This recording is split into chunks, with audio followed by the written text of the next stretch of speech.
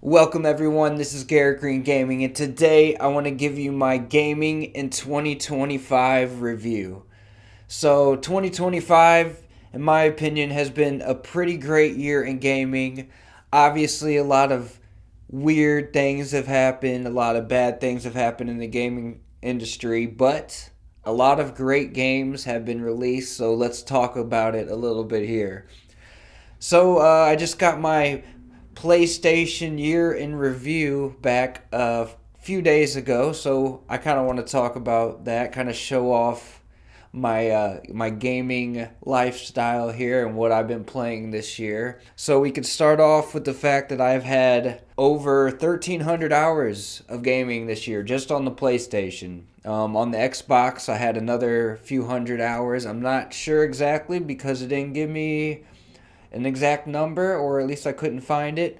But PlayStation was my main gaming platform this year, and I put over 1,300 hours. And let's look at my list here. I have over 400 hours in PGA Tour 2K25. Yes, it's a little guilty pleasure of mine. I love golf. I was a big golfer for a long time. And yeah, I put a lot of hours into this game mainly because there's this little like league that they run that there's hundreds and thousands of people in it, and you kind of play in these tournaments, and you can kind of rank up as you go if you're good enough. It's really fun. So I kind of got lost in that. I love golf. I mean, 2K as a game company can be really shitty, especially when it comes to the sports games. But I can't lie, the gameplay in 2K25 is actually really good. They do a lot of shady, crappy microtransactions and pay to win stuff. It's unfortunate, it sucks, but the gameplay is actually really good, and I kind of put a lot of hours into that game. And I'm a little embarrassed to say it, but it's all right. I had fun. But the games I really loved this year, you can see on the list: Death Stranding 2, almost 200 hours; Assassin's Creed Shadows, 150 hours. It was a good game. It wasn't amazing. NASCAR 25, another game similar to 2K, where I like sports games, even though sports games can be crappy in this day and age. A few of them are good. The NASCAR game's solid, and I did put a lot in the career mode. I put some hours on the Xbox version in the league with my brother and his friends. And then Ghost of Yote rounded out in the top five, almost 100 hours. I think that's a good, solid top five. That's one of my favorite top fives I've had in gaming with these year in review things. So I think you look at my PlayStation stats. It's I like it. I think I played a lot of different types of games this year, and I put a lot of hours into some really really good games. I had 367 trophies and 4 platinums this year. Not bad at all. So yeah, PlayStation year in review. It went well. Had fun gaming this year, and on Xbox I actually beat 3 games. I beat Indiana Jones, I beat South of Midnight, and I beat Hellblade 2. So even on Xbox, I got some games in, and Indiana Jones is my most played game this year on Xbox. So I'm happy with that. It's probably uh, might be the best Xbox game that's released in the last year and a half or so. I think it came out December last year, so it's been about a year. So yeah, Indiana Jones. So that's my gaming year in review. What I played this year. Actually, let's see. Overall, how many games did I play? I actually played 51 games on PlayStation. 51 games on PlayStation. 48 PS5 games, 3 PS4 games. I think I played about 10 to 15 games on Xbox. Obviously, I didn't beat all of those games. A lot of those games were on PS Plus, and I just kind of tried them out. So yeah, played a lot of games this year. Had a lot of fun with the games. And as for my gaming purchases, I actually just bought PSVR 2 recently. I've been trying that out. I've been really wanting to try the Gran Turismo VR experience because everyone says it's amazing. It looks amazing.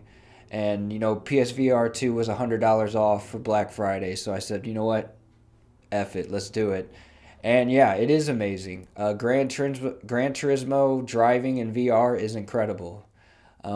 The one, minor flaw I think is that It doesn't look the most, HD. It's a little fuzzy. It's a little soft. I think as VR develops, you'll start to get better picture. But one game I really want to try on VR, I haven't done it yet, is No Man's Sky. But I have No Man's Sky, so I'm gonna do it here very shortly. I can't wait to try No Man's Sky in VR. That will probably be incredible. So yeah, I bought VR. What else did I buy? I don't think I bought too much else. I bought some games. I think I bought a pair of I think I bought a headset, but that might have been last year. But yeah, I mean, that's all, and it's been fun. So that's what I've bought this year. That's what I've played this year. Now, what about the industry? Um, well, the Switch 2 released this year, so we had that announcement. We had the Steam Machine announcement that hasn't been released yet, but that's coming. Obviously, industry wide, there's been a lot of layoffs and there's been price increases. That's really the negative things going on. Some cancellations, some failed projects. But, a lot of negative things, but I think there was a lot more positive things. So it's a weird situation going on, and it's been kind of going on the last couple of years where there's been a lot of positivity in gaming, a lot of really great games, a lot of really cool projects being made more than ever. But at the same time, a lot of really bad things happening, a lot of layoffs, failed projects, price increases, and it's all happening kind of at the same time. The best stuff we've ever had in gaming and the worst stuff happening all at the same time. So it's interesting at the very least. So interesting year in gaming. And next year I think could even be even more insane. Obviously, I'll have a video talking about next year, but GTA 6 potentially releasing next year, and then a bunch of other things happening. Some hardware releases. Maybe we get announcements for the next gen. So next year will be interesting, but I think 2025 was really good overall. Um, Now, the last thing I want to talk about is my game of the year. It's hard for me to make a really good game of the year list because I'm not playing all the games. I didn't finish Expedition 33. I didn't play Silk Song, Hades 2, um, or Donkey Kong Bonanza. These are all games that were in the nominees for Game of the Year at the Game Awards. The only two games, no, the only one game I played fully completed that was on the Game of the Year list was Death Stranding 2. So I can't give you like a complete picture of Game of the Year, but I could tell you my Game of the Year, and it is Death Stranding 2. Death Stranding 2 was a masterpiece. It was a masterpiece and definitely my game of the year. I tried Expedition 33. I put about 10 hours into it. It's just turn-based wasn't for me, and the story could be as great as it wants to be, but I got to feel good playing the game. And if I had more time and I didn't want to, try out these other games, I would have probably stuck with it and finished it, and it would have been amazing. But I had to do what I had to do. Death Stranding 2 was my game of the year. Ghost of Yotei was probably second on my list. I wish it got nominated at the Game Awards. I think it deserved it over a couple of those games. But between Ghost of Yotei, Death Stranding 2, definitely Death Stranding 2. Both of them better than Assassin's Creed Shadows. You saw Shadows on my list there. And then the only other two games that I put enough hours into to even rate it was obviously the golf game, PGA 2K25, and then NASCAR 25. Both of those good, solid games. I'd rate them about the same level as Assassin's Creed Shadows, but Death Stranding 2 was my game of the year. I think overall it was a great year for gaming. One of the best years in gaming, just in the terms of the games that came out this year. And it doesn't matter what you like. Any style of game you like, there was something for you. If you're a shooter, if you like shooters, first-person shooters, and you're tired of COD, we had Battlefield 6 this year.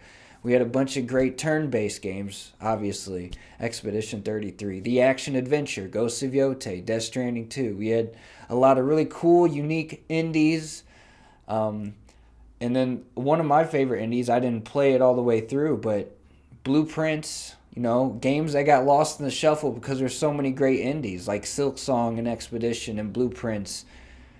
Balatro, that might have been last year. I don't know. Anyway, a lot of great games this year. Great year for gaming. Still have problems to fix, but I'm excited for next year. Anyway, thank you all for watching. Please like and subscribe, and I will be back soon with more videos. See ya.